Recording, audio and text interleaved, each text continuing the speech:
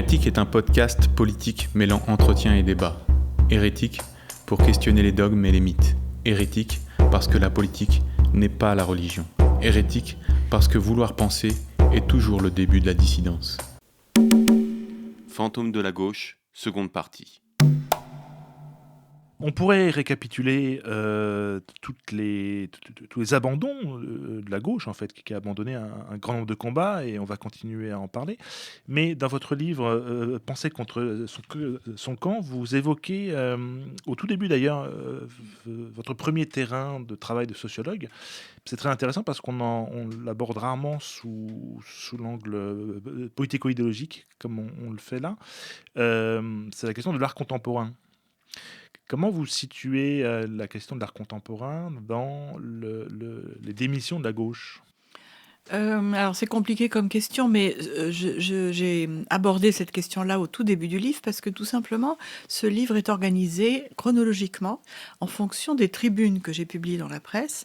Et donc en fonction de la date. Et donc moi, comme j'ai travaillé sur l'art contemporain dans les années 90, mes tribunes commencent en gros autour des années 2000.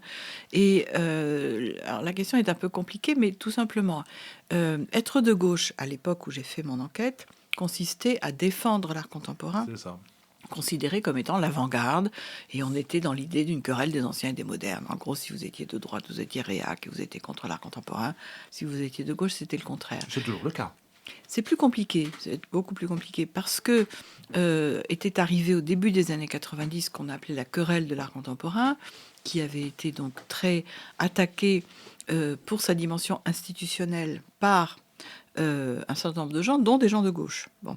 Et donc il y a eu un clivage au sein de la gauche, des gens qui, au nom de la défense d'un art non inféodé aux institutions, donc d'un art de gauche, défendaient l'art moderne et non pas l'art contemporain. Plutôt l'art moderne contre l'art contemporain. Donc, on était dans un système d'opposition virulente qui n'était pas seulement, encore une fois, la droite et la gauche, les anciens et les modernes, mais à l'intérieur de la gauche, ceux qui défendaient l'avant-garde et ceux qui défendaient l'opposition aux institutions. Et moi, j'ai tout simplement refusé de prendre parti là-dedans, puisque je suis sociologue. Mon rôle n'était pas de dire qui avait raison, qui avait tort. Mon rôle n'était pas de dire si l'art contemporain c'est bien ou c'est pas bien. Mon rôle était de comprendre les raisons pour lesquelles les gens se battent pour ça. Et c'est ce que j'ai fait dans plusieurs livres sur l'art contemporain, qui a été non pas mon premier domaine, mais le troisième, mais peu importe. Et donc, ça a été assez mal vécu. Et ce qui est troublant, c'est que j'ai été très attaquée pour simplement ma neutralité, c'est-à-dire le fait que je refusais de prendre parti en disant c'est pas le rôle du sociologue. Et alors on m'a accusé de lâcheté, de duplicité, de tout ce que vous voulez. Et c'est pour ça que le deuxième chapitre du livre, après ce chapitre sur l'art contemporain, est consacré à la neutralité et cette nécessité de la neutralité que je respecte absolument dans mon travail de chercheur, mais qui évidemment est en dehors de mon champ de vision lorsque j'interviens dans la presse en tant qu'intellectuel, disons, qui écrit des tribunes, qui signe des pétitions, parce que là, on n'est plus dans l'arène académique, on est dans l'arène civique, politique, et là, évidemment, aucune raison d'observer une quelconque neutralité, au contraire. Bon. Et c'est ça que les gens ne comprennent pas. Alors, beaucoup de gens, y compris des sociologues, me disent, mais voyez, vous vous contredisez vous-même, vous prétendez être neutre, et en même temps, vous publiez des tribunes dans la presse pour défendre telle ou telle chose. Bon. Et donc, ils n'ont tout simplement pas compris cette question de ce que Bourdieu appelait l'autonomie des champs. Pourtant, c'est souvent des bourdieusiens qui me répondent ça. Donc, la distinction des arènes. Bon. Donc, ça a été une première prise de conscience de cette nécessité de la neutralité et du fait que je me retrouvais en porte-à-faux avec mon camp. Et je me retrouvais aussi en porte-à-faux dans le fait que j'avais identifié ce que j'ai appelé un dispositif pervers dans le rôle des institutions de l'art contemporain. C'est à la fin d'un livre que j'ai publié en 98, Le triple jeu de l'art contemporain, où je montre que l'art contemporain procède par une transgression des frontières de l'art telles que le sens commun le considère, que ces frontières sont élargies par l'action des intermédiaires de l'art, les critiques d'art, les commissaires d'expo, les conservateurs, les galeristes, qui élargissent ces frontières pour y intégrer ces nouvelles formes avant-gardistes, et que du même coup, en élargissant les frontières de l'art, les institutions place les artistes dans une injonction paradoxale qui consiste à devoir toujours plus transgresser. Les institutions disent aux artistes implicitement soyez transgressifs. Bon, c'est ce qu'on appelle un double bind, hein, une injonction paradoxale, et c'est ce que j'ai donc appelé un dispositif pervers. Et bon, ça a fait hurler des partisans de l'art contemporain qui ont trouvé que j'étais très méchante avec les institutions et qui ont fait semblant de croire que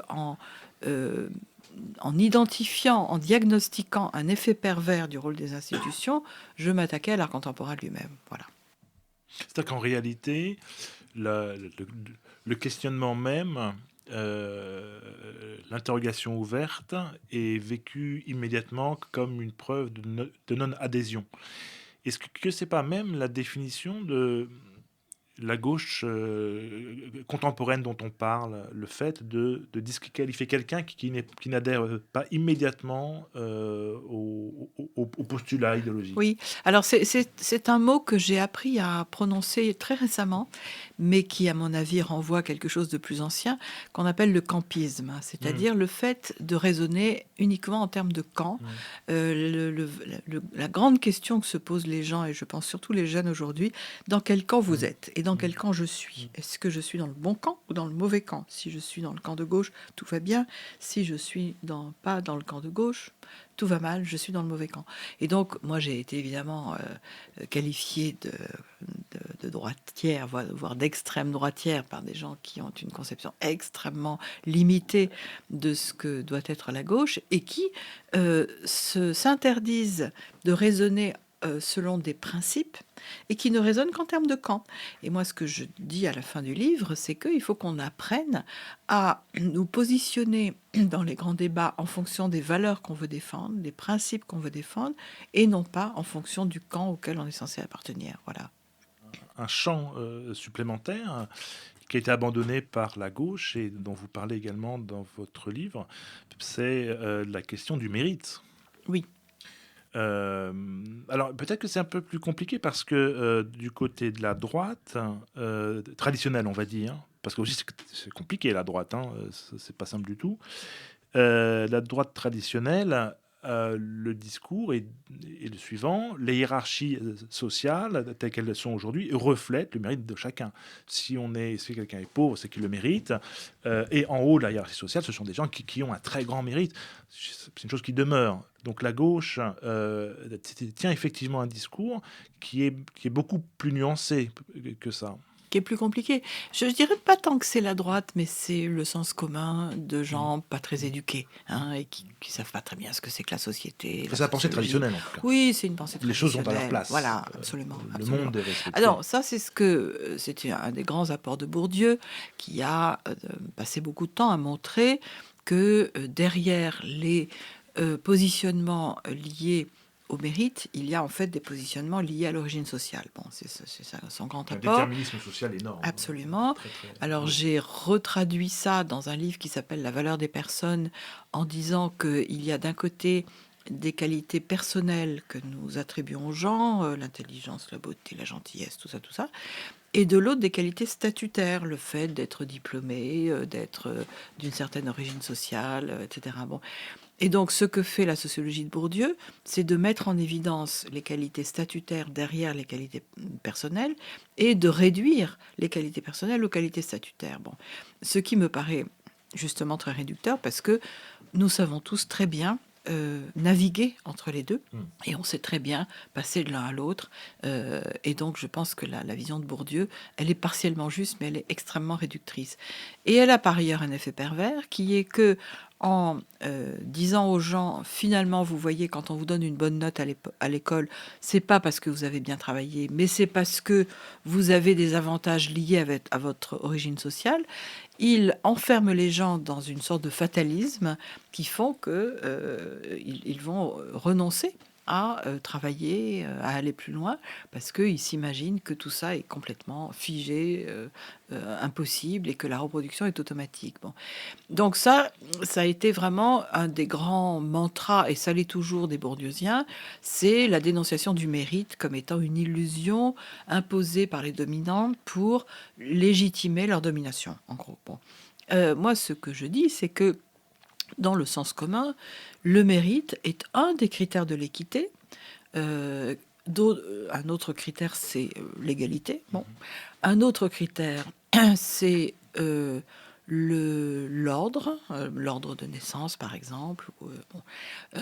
Et puis, un autre critère, c'est le besoin. Donc, on a des critères de distribution des ressources qui sont parfaitement connus de tout un chacun, et je donne l'exemple du gâteau qu'on découpe. Et le hasard, Et, également. voilà, et le hasard. Donc, quand on n'arrive pas à se mettre d'accord, disons, quand on a quelque chose d'inégalitaire, où l'égalité ne peut pas fonctionner, et qu'on ne peut pas se mettre d'accord ni sur l'ordre, ni sur le mérite, ni sur le besoin, on fait intervenir le hasard et on tire au sort. Hein, voilà. Donc c'est en fait une grammaire de l'équité qui est absolument familière à tout un chacun, mais que, bizarrement, les sociologues, notamment les sociologues critiques, sont les derniers à comprendre, parce que d'abord, ils rabattent tout sur l'égalité. Pour eux, l'équité, c'est l'égalité et rien d'autre, et parce qu'ils disqualifient systématiquement les autres critères d'équité, et que pour eux, notamment, le mérite, ça ne peut être qu'une illusion. Alors, bien évidemment, il y a des effets de déterminisme social dans les chances que nous avons d'accéder à des positions, mais il n'y a pas que ça, tout simplement. Je dis, il y a aussi d'autres choses. C'est d'autant plus étrange que dans les classes populaires, le mérite est très valorisé. Ça, c'est une chose qui a l'air d'échapper absolument aux sociologues, et ce n'est pas du tout une illusion, c'est aussi une expérience que les gens font au jour le jour. De leur propre parcours, des parcours des gens autour d'eux, entre les générations.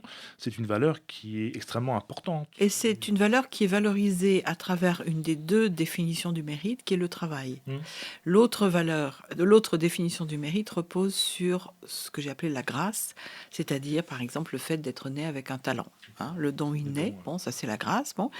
Et la question du mérite se divise entre la part de grâce et la part de mérite.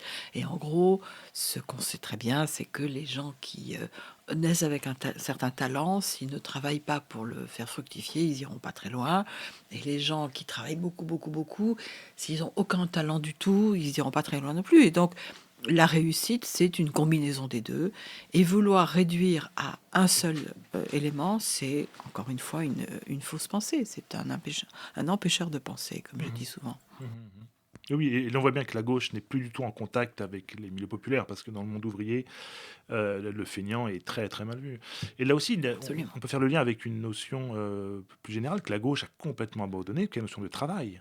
Au sens individuel dans le mérite, mais même collectivement, la notion de travail est une notion aujourd'hui de droite. Alors là aussi, on comprend que la gauche était très critique du salariat, qui est la forme, pour un marxiste, la forme que prend le travail dans un régime capitaliste. Mais la notion de travail dans le monde ouvrier a toujours été extrêmement valorisée. Absolument. Et via la dénonciation du mérite, une certaine gauche, la gauche radicale, a renoncé à une des valeurs populaires fondamentales qui est le travail. Encore un retournement de la gauche. C'est absolument terrible. Oui. C'est des abandons. Comment est-ce qu'on peut s'étonner que le RN ait un tel succès dans ces conditions ? Oui. Alors justement, vous m'offrez un pont. C'est un thème que vous n'avez pas abordé, mais qui est très spectaculaire. Hein. Un autre abandon de la gauche est la question de l'immigration, qui semble aujourd'hui être un marqueur absolu de la gauche. C'est quasiment, je crois, que j'ai tombé sur un sondage il y a quelque temps. La distinction de la gauche, ce qui définissait la gauche pour ce sondage-là, auprès de beaucoup de personnes, c'était d'un côté une méfiance vis-à-vis des forces de police et de l'autre côté une acceptation de l'immigration. Oui. Voilà. Oui. C'est pas entièrement faux. Alors que l'immigration, si on prend un petit siècle de recul, la gauche était très, très critique vis-à-vis de l'immigration. On le voit chez Marx. Pour des raisons de défense de l'emploi des classes populaires. Des travailleurs. Oui, absolument. L'immigration dans le cadre économique capitaliste, puisque c'est le vocabulaire de gauche, est quand même l'armée de réserve du capital pour mettre en concurrence des travailleurs à l'échelle mondiale. C'est ce que l'on voit aujourd'hui. Dans le milieu de l'informatique, par exemple, on voit des jeunes maghrébins qui sont talentueux et qui arrivent en France et qui concurrencent les gens d'ici, notamment parce qu'ils acceptent des conditions de travail qui ne sont pas du tout les mêmes. Donc la critique de gauche, et ça s'est vu à la SFIO, ça s'est vu chez Jules Ferry, etc., y compris jusqu'à Georges Marchais dans les années 80. Et puis, à l'époque du Mitterrand, il y a eu un retournement absolu. Et aujourd'hui, la défense de l'immigration est devenue un marqueur de gauche alors que c'était à droite. Alors, je crois qu'à force de se définir, faute d'autres combats qui soient vraiment de gauche, à force de se définir comme étant simplement une force d'opposition au RN, ce que de fait elle n'est pas, je l'ai dit tout à l'heure, parce que ces excès poussent beaucoup de gens dans les bras du RN, une certaine gauche, la gauche radicale, a fait de la défense absolue de l'immigration son mantra. Bon, défense inconditionnelle, au lieu de réfléchir aux conditions auxquelles on peut proposer une immigration qui ne soit pas destructrice. Bon. Et donc, là encore, on a la force des extrêmes, hein, ou bien il faut être totalement contre l'immigration, ou bien il faut être totalement pour, et c'est le campisme. Oui, parce qu'encore, le fait de poser la question vous disqualifie. Exactement. Ce qui est une erreur stratégique majeure, et qui, là encore, explique pour beaucoup la montée du RN, de l'extrême droite, qui est le refus de voir tout simplement qu'il se pose, que l'immigration pose en effet des problèmes, c'est tout à fait logique, pourquoi est-ce que ça n'en poserait pas, et le refus de voir que le mot que la gauche devrait mettre en avant, c'est pas immigration, c'est intégration. Et que ce qu'il faut travailler, c'est la bonne intégration des immigrés, au lieu de se focaliser sur oui, on est pour l'immigration absolue, quels que soient les effets, quelles que soient les conditions. Et ça aboutit, là encore, à un effet pervers, qui est que les membres des classes populaires qui vivent dans ces quartiers fortement immigrés sont victimes d'incivilités, de problèmes, de cohabitation, etc., largement créés par le narcotrafic et l'islamisme, et que du même coup, ce sont les classes populaires qui trinquent par le refus d'une certaine gauche de prendre au sérieux les problèmes. Et les immigrés aussi. Et les immigrés aussi, bien sûr. Énormément d'immigrés, on en parle très très peu, mais beaucoup d'immigrés sont électeurs du Front National. Il y en a même qui sont de cadres. Éric Zemmour est maghrébin. On en parle assez peu, mais il est d'origine maghrébine. Et le discours de l'assimilation, le discours du mérite, a été un discours que beaucoup d'immigrés ont, notamment asiatiques, évidemment. On parle pas non plus, ou très très peu, des conséquences de l'immigration dans les pays d'immigration. Ce qu'on appelle la fuite des cerveaux. On est très content ici d'avoir des médecins venant d'Afrique. En Afrique, on manque de médecins. Bon, mais ça, c'est à gauche, c'est un argument qui tombe complètement dans un silence retentissant. C'est plus qu'un silence. C'est un rejet de toute forme de parole sur le sujet. Et c'est un rejet agressif qui vous renvoie dans le mauvais camp, un rejet campiste. Bon, là, c'est le fascisme. Là, pour le coup, là, ça réveille immédiatement le vocabulaire le plus. D'ailleurs, il y a l'assimilation est vraiment associée à l'extrême droite maintenant, et un racisé donc il peut être homophobe, il peut être raciste, antisémite, il va avoir le tapis rouge à gauche en général. Par contre, s'il a le malheur de s'assimiler, il sera considéré comme d'extrême droite. Oui, il y a des excès, terribles, quoi, qu'on n'aurait pas vu, qu'on n'aurait pas imaginé il y a 30 ans. Ah non, inimaginable. Avec une conjonction des deux, parce que le fait d'encenser l'immigration, qui est quasiment plus une immigration, je pense que le phénomène a changé, mais le fait d'encourager l'immigration, d'être acritique vis-à-vis de l'islam, rend aveugle aux formes nouvelles d'antisémitisme.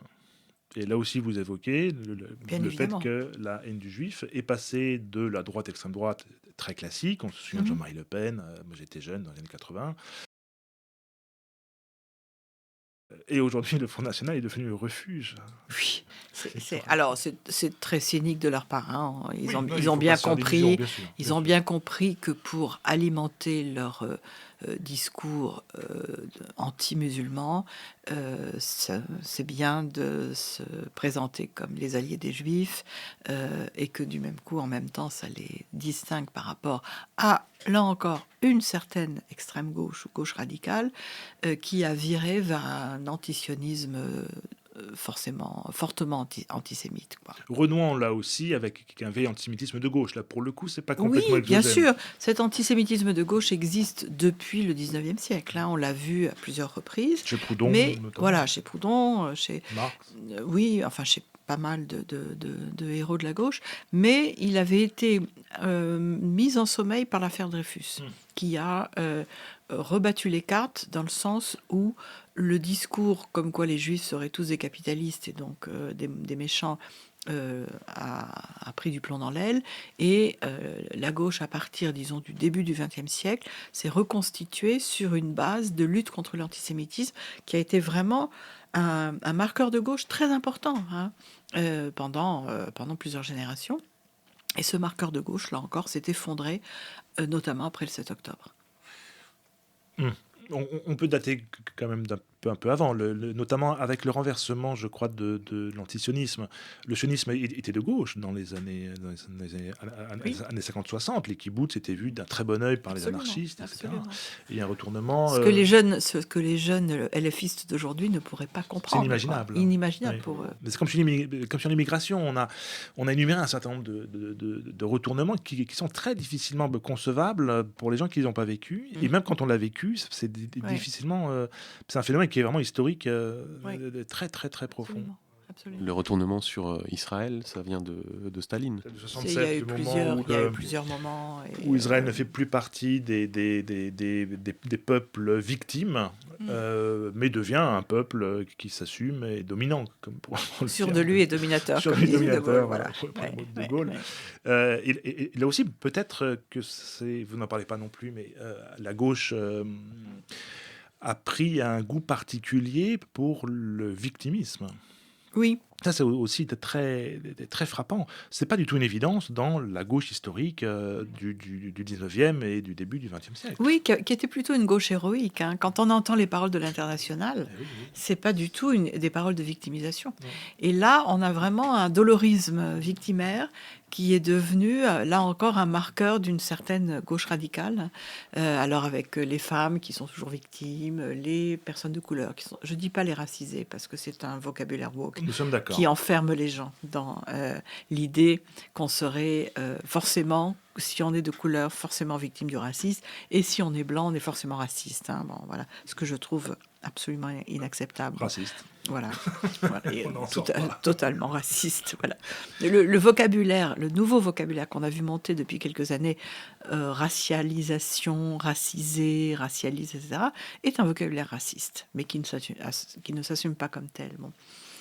Et donc, ce dolorisme victimaire est totalement ancré dans le communautarisme. C'est-à-dire qu'on construit des communautés de victimes et on incite les gens, on leur enjoint même de ne se définir qu'en fonction de ça. Et évidemment, derrière les victimes, il y a toujours des bourreaux. Et du coup, on a cette dimension de culpabilisation systématique. On est dans une politique de la culpabilité où on a d'un côté les dominants qui sont coupables et les dominés qui ne peuvent pas être coupables de quoi que ce soit. Je donne toujours l'exemple que j'adore de la mère de Mohamed Merah, qui avait fait cet attentat, qui avait donc assassiné plusieurs enfants juifs parce qu'ils étaient juifs, tout simplement, en 2012 à Toulouse. Il était donc dans une fratrie dont la mère avait biberonné tous ses enfants à un antisémitisme forcené, sur base de rapports à l'islam très très intégristes. Or, cette femme était une femme, donc elle était dominée. Elle était maghrébine, donc elle était dominée. Et elle était musulmane, donc elle était dominée. Donc elle était forcément victime aux yeux de la gauche radicale. Et bien, cette femme est une sacrée salope et elle est absolument coupable d'avoir fait des actes, et non pas d'avoir été quelque chose, qui sont des actes absolument inacceptables, à savoir endoctriner ses enfants par l'antisémitisme. Et là, c'est une différence qu'il faut toujours avoir en tête, c'est que le communautarisme woke est un communautarisme basé sur ce que sont les gens, indépendamment de ce qu'ils font, alors que la justice, me semble-t-il, consiste à considérer les gens en fonction de leurs actes, c'est-à-dire en fonction de ce dont ils sont responsables.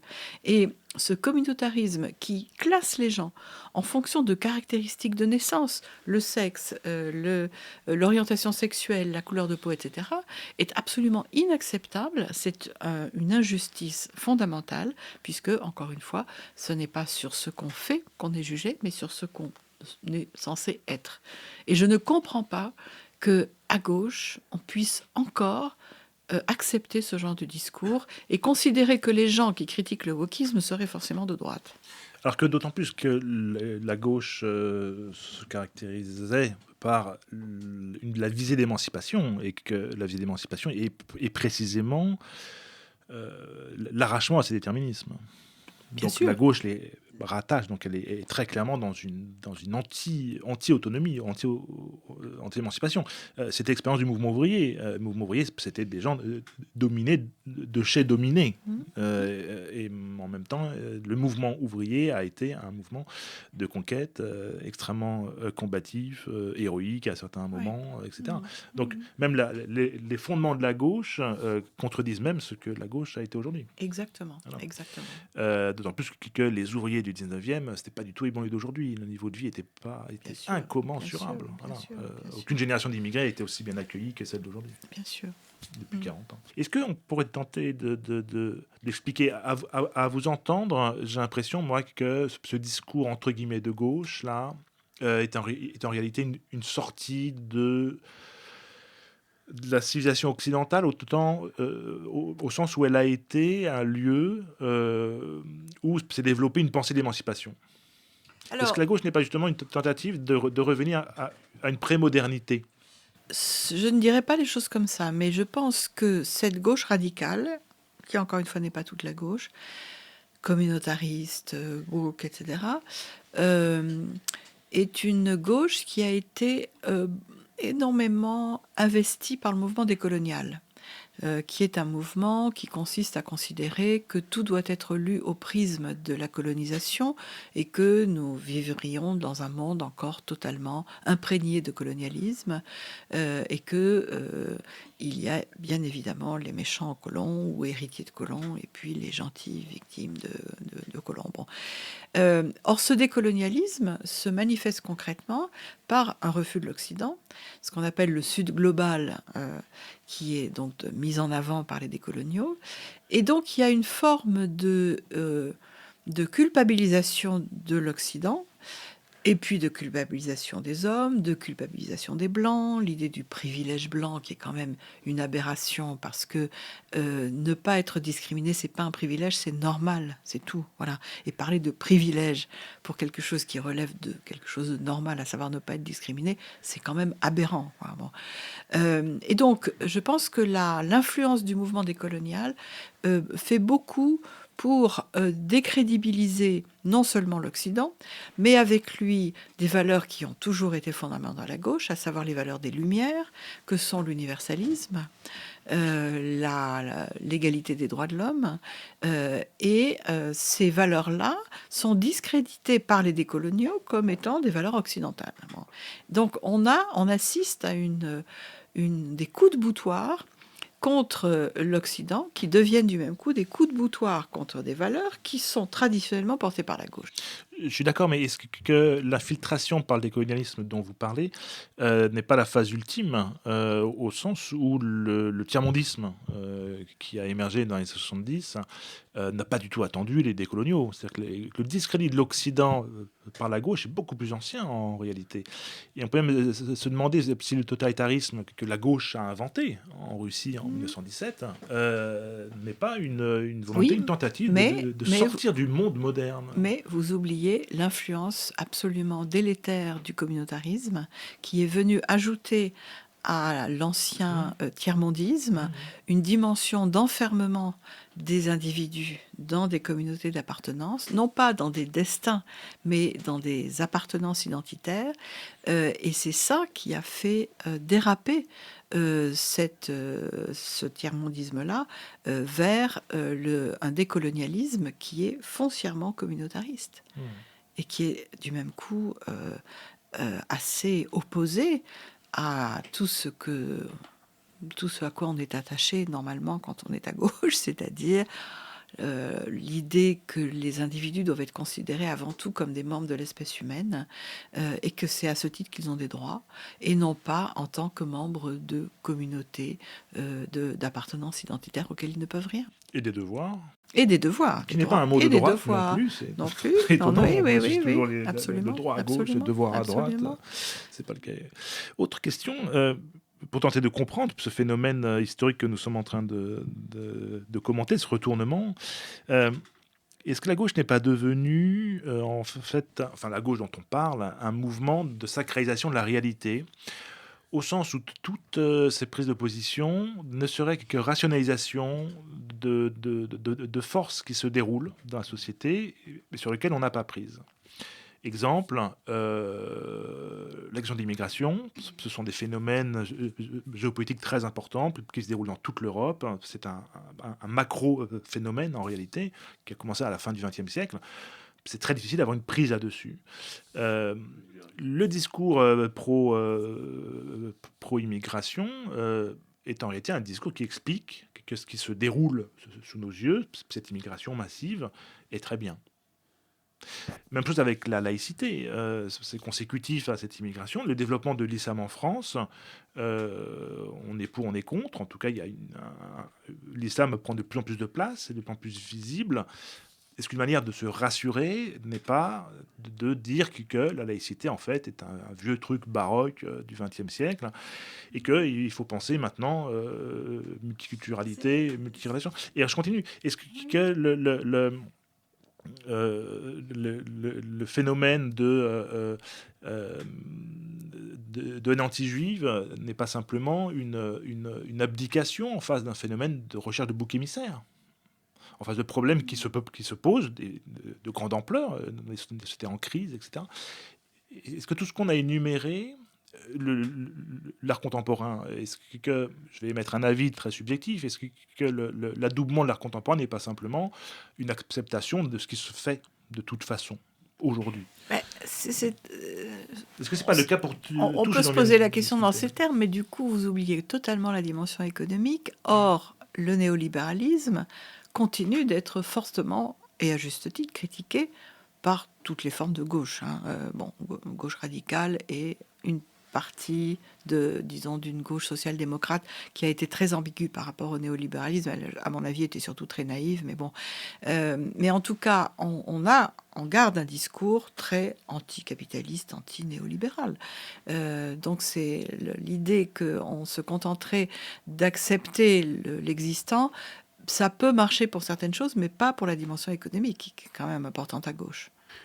Après, moi dans le discours de gauche, les gens de gauche ont très peu de notions d'économie, connaissent pas vraiment Marx, et j'ai l'impression que c'est des combats. Donc il y a par exemple l'écologie, sur le climat, des choses qui sont de l'ordre du slogan, de l'injonction, mais pas des choses pensées comme on avait, je pense au mouvement d'ellipse, l'autogestion.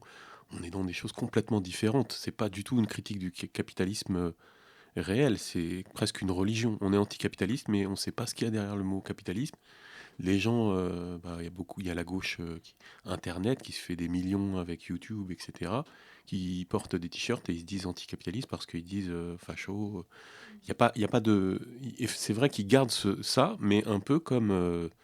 Pour moi, ça, c'est pas contradictoire avec un peu ce qu'on disait, on n'arrête pas le progrès. On va pas arrêter l'immigration, on va pas arrêter je sais pas, il y a plein de, l'art moderne par exemple, c'est moderne, donc c'est le progrès. C'est donc c'est de contemporain, gauche. c'est pas moderne. Oui, pardon. Ouais. Oui. C'est pas la même chose. Mais disons que la question c'est ce qui est nouveau, on accepte, et donc parce qu'on peut pas faire autrement. Et ce qu'on n'accepte pas, comme le réchauffement climatique, et on a l'impression que c'est une quasi-religion qui a des injonctions, mais il n'y a pas de choses pratiques, il n'y a même pas une volonté de penser le phénomène. Oui, je pense que ça me vient maintenant, mais parce qu'il y a peut-être manière de relier avec des propos que je tenais avant.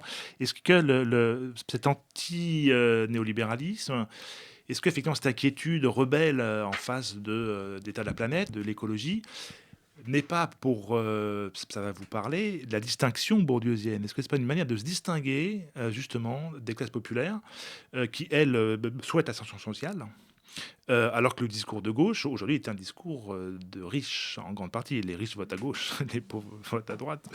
Est-ce que ce discours-là n'est pas à comprendre sous cet angle-là?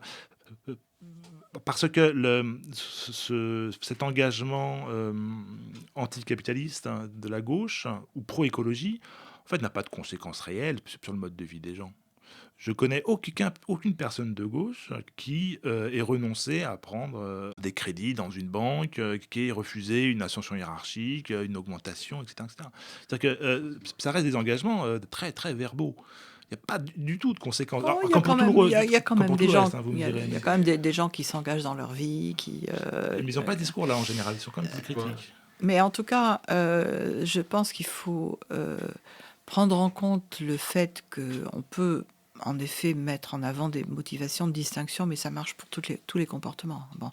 Et la distinction ici, elle est pas seulement par rapport aux classes populaires, elle est aussi par rapport aux aînés, par rapport à la génération d'avant. Oui, C'est très tout à important fait. parce que là, on n'en a pas parlé encore, mais il y a vraiment un conflit de génération absolument énorme que je vois tous les jours. Vous savez, quand je signe des livres, quand je fais des conférences et que les gens viennent me faire signer mes livres, ils me disent « Grâce à vous, je vais enfin pouvoir parler à nouveau avec mes petits-enfants ». Parce que les gens n'arrivent plus à se parler entre générations. Bon. Donc là, on a vraiment un conflit de génération absolument radical. Et c'est vrai qu'une certaine forme de militantisme environnemental est moins compréhensible par les aînés que par les jeunes. Et pour des raisons qu'on peut bien comprendre, puisque les jeunes savent que c'est eux qui vont devoir vivre sur la planète qu'on est en train de leur fabriquer. Oui, en même temps, c'est pas des jeunes qui renoncent à leur smartphone en général ou à leur iPhone. J'espère qu'ils vont renoncer à utiliser l'IA n'importe comment parce que c'est une dépense d'énergie absolument phénoménale et je suis toujours sidérée de voir des jeunes qui ont un discours écolo formidable et tout, très, très, très, très écolo, utiliser des prompts d'IA pour un oui, pour un non, alors que chaque prompt, je crois, dépense l'équivalent d'une bouteille d'eau. Oui, Hein, voilà. c'est terrible. Et donc, Oui. il y a un clivage dans leur tête entre les causes qu'ils veulent défendre et puis la réalité de leur pratique qui va tout à fait à l'encontre. Au-delà de ça, enfin, c'est la nouvelle génération, elle n'a jamais autant voyagé en avion. Donc Oui, il y a bien des sûr, discours. bien sûr. Et ne s'est jamais autant acheté de fringues. Oui, donc là, je reviens à mon idée initiale. Est-ce qu'il n'y a pas un discours de classe? C'est-à-dire, est-ce que derrière tous ces bons sentiments, il n'y a pas une volonté de dire aux gens, aux naïfs, des classes subalternes qui croient à ces histoires, restez à votre place, ne tentez pas de monter. C'est possible, mais encore une fois, vous pouvez le dire pour n'importe quel comportement. Et je pense que c'est pas le problème. Le problème, c'est est-ce qu'on a raison ou pas de défendre telle ou telle cause. Voilà. Oui. Il faut juger les causes, non pas en fonction de motivations plus ou moins cachées. Il faut les juger en fonction des conséquences que pourra avoir cette action. Et est-ce que la cause environnementale est juste ou pas? C'est la seule question qu'il faut se poser.